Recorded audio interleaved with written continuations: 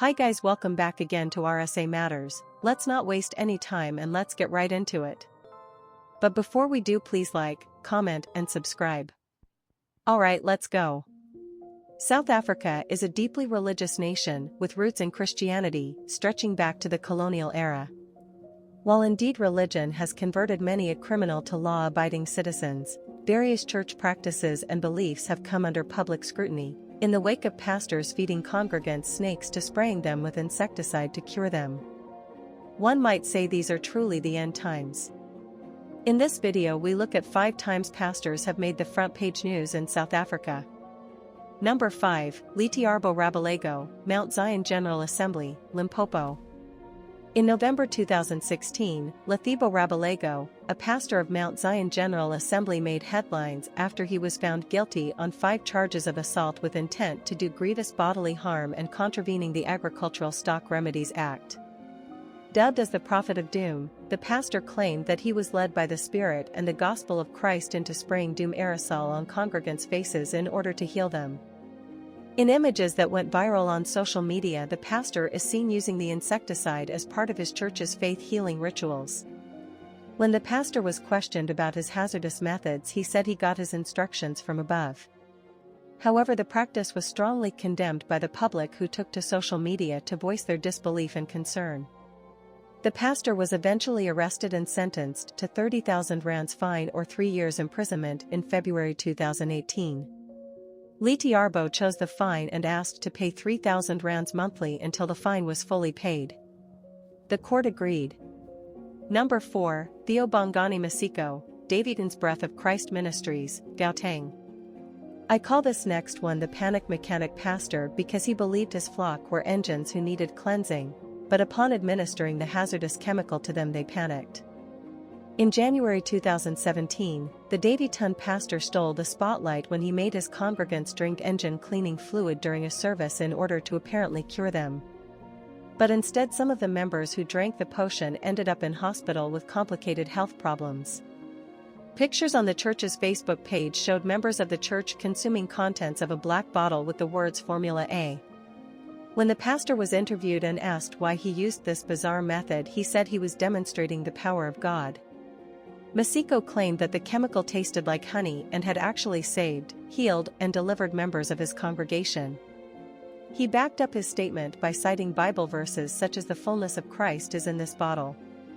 Healing and strange deliverance, Mark 16, verse 17-18.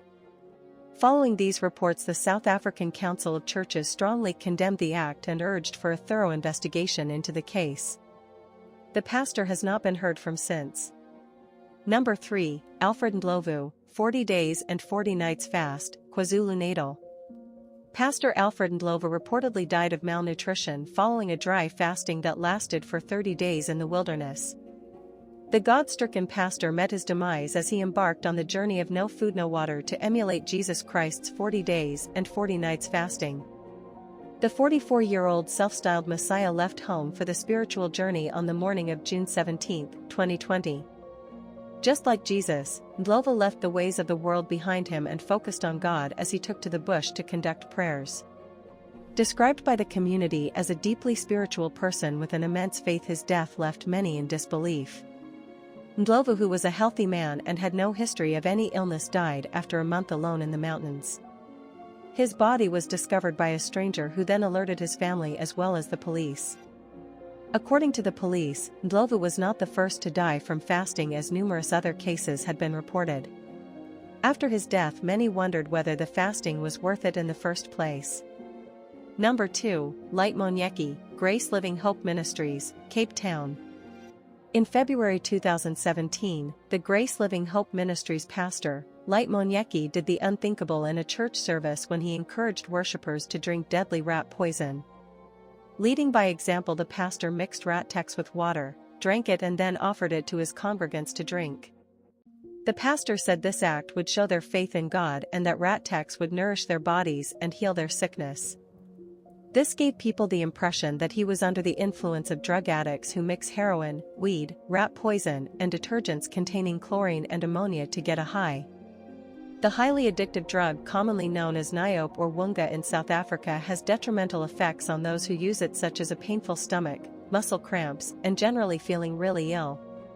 But the pastor defended the poison and declared from the pulpit that if Niobe boys can smoke Rat-Tex for more than 8 years, who are we?